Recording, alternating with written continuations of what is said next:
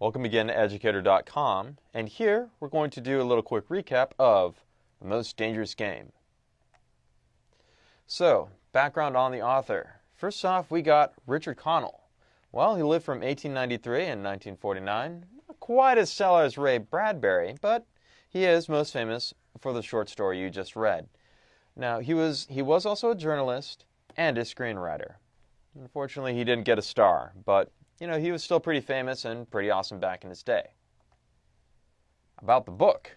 Well, it was The Most Dangerous Game, originally, and I think better published as The Hounds of Zaroff in 1924. Now, why is this year significant? Why is this time period significant? Well, it was just after the events of World War I. And I'm going to explain later how that's kind of important to this story because, well, some events in World War I really affected the country of Russia. During this time period, the richest people in the world still went safari hunting.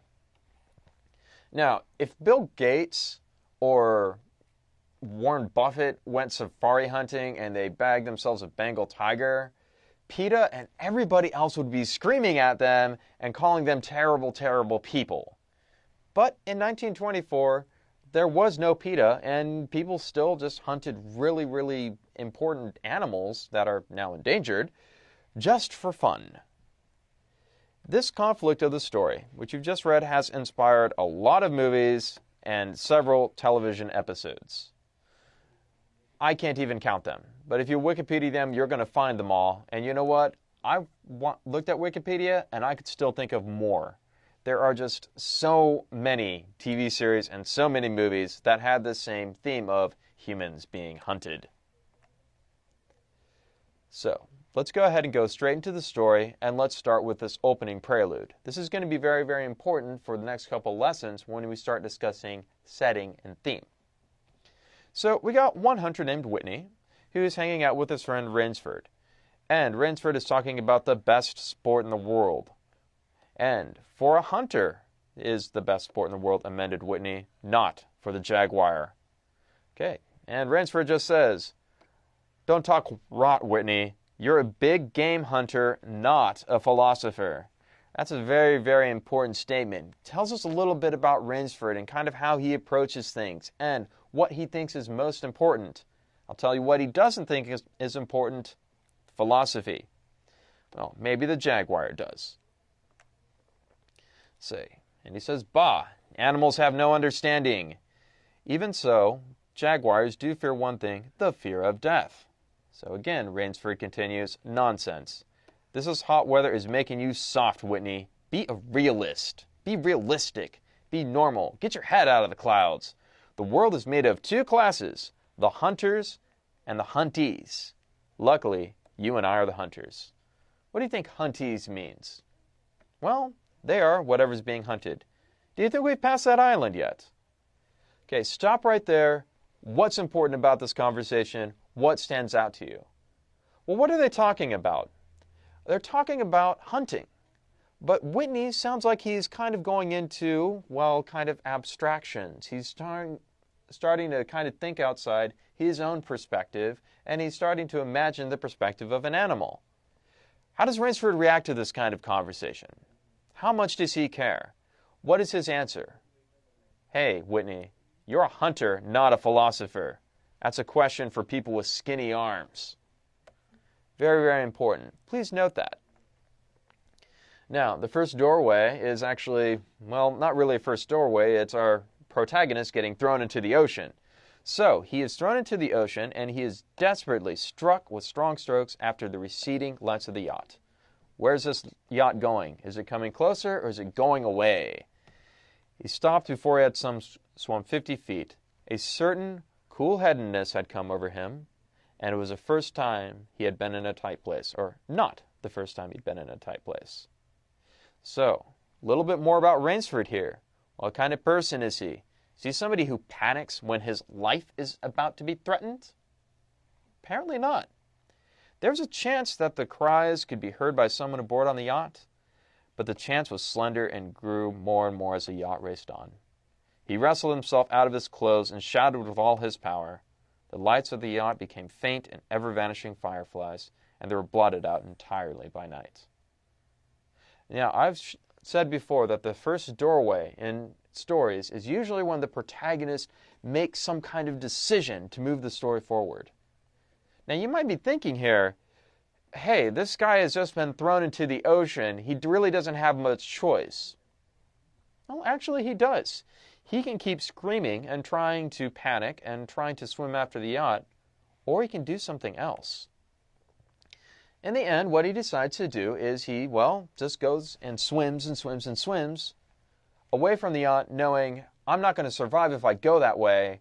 I better go towards the island.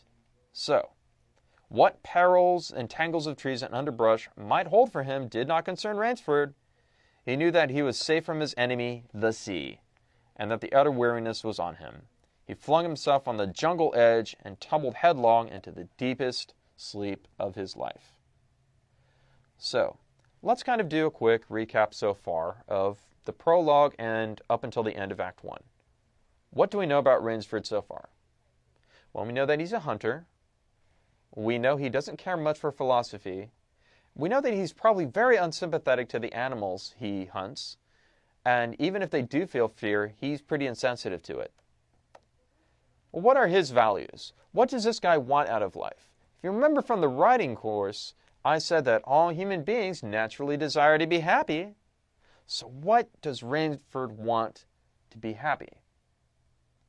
I'd say that this guy's probably an adventurer. He likes a thrill, he likes adrenaline rushes, and he loves shooting animals. And what is one of his strengths so far?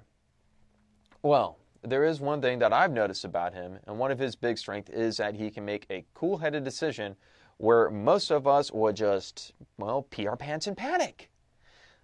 And yet, he survives. And how do we know these things?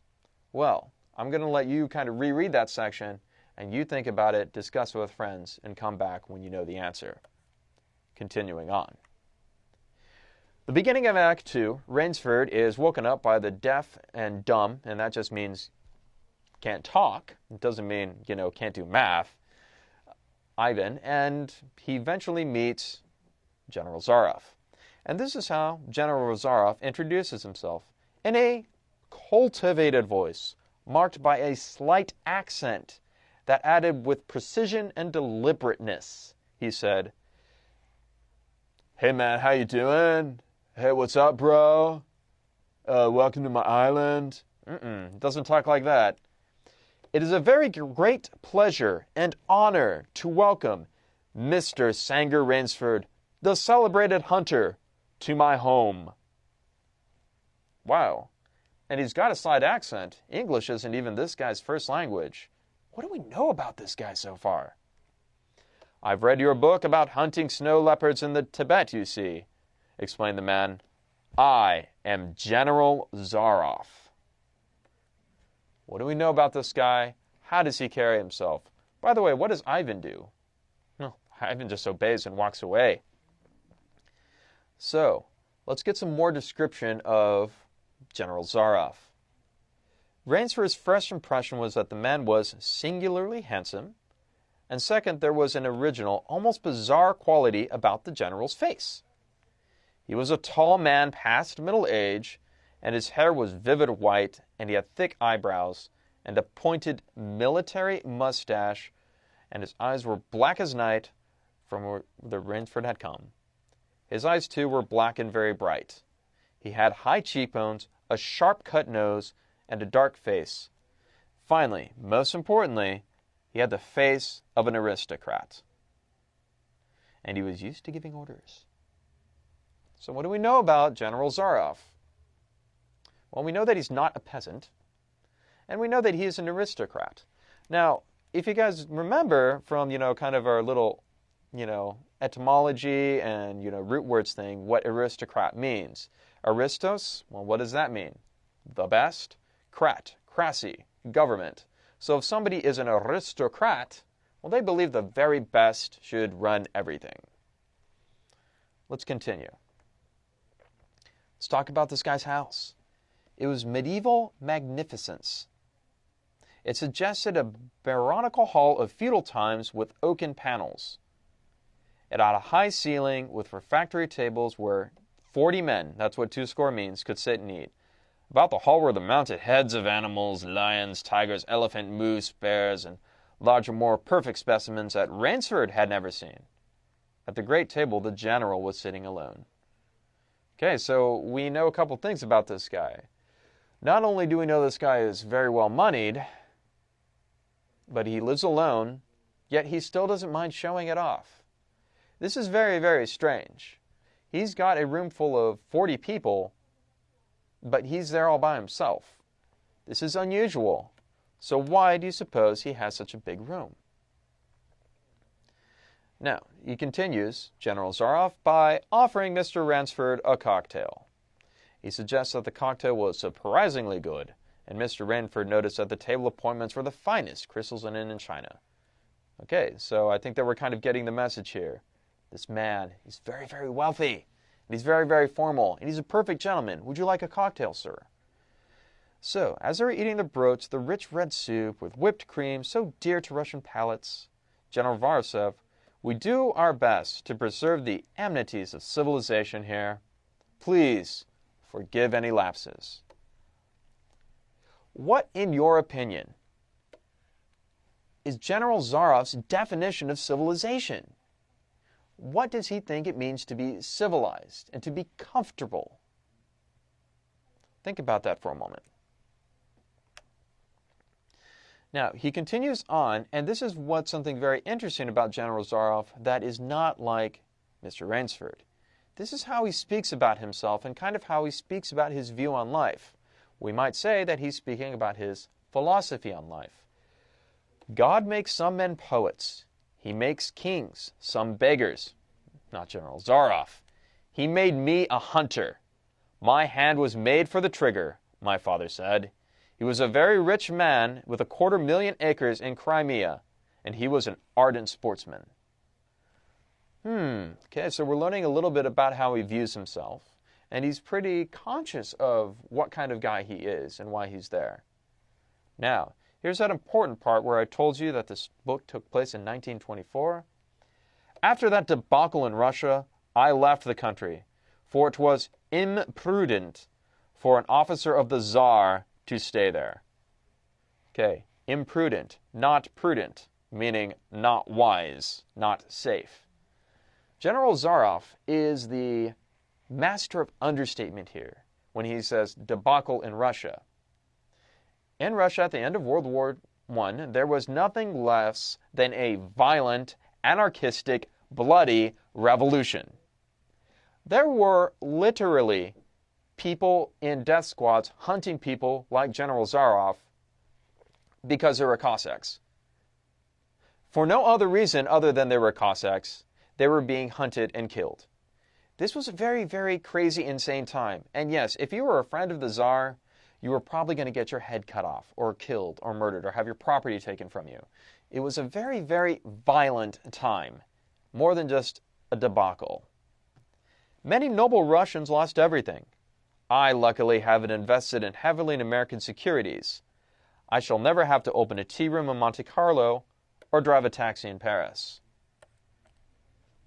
How does this guy feel about himself compared to the other nobles? If you could pick one word to describe this guy, what might it be?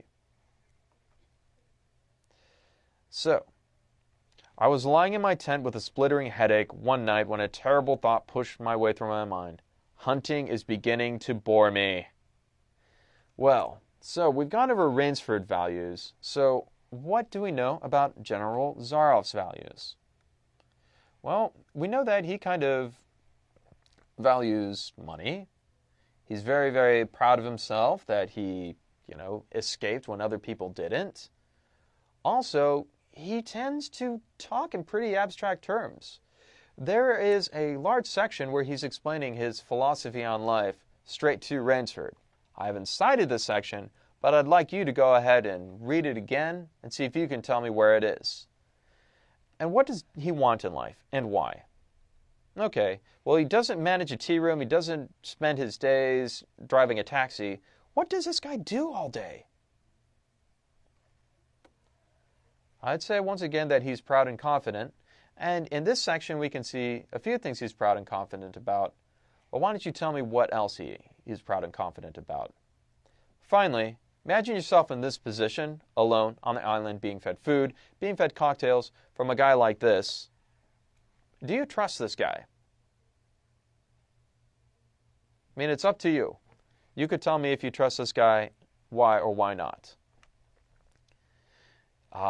Here we go. Life is for the strong. It is to be lived by the strong, and if it needs to be taken by the strong. This is kind of continuing on with General Zaroff's view on life, and he is explaining this after he said to Rainsford, "Hey, did you know that I hunt people?" One thing I'd like to kind of mention here is that this idea, life is for the strong, life is lived for the strong, and needs to be taken by the strong. Well, there actually were one or two philosophers in the 19th century who said stuff that was similar to this. These people were actually writing in German, but, hey, it must have gotten its way into Russia. And they were talking about, hey, there's really nothing other than being powerful and kind of taking what you need.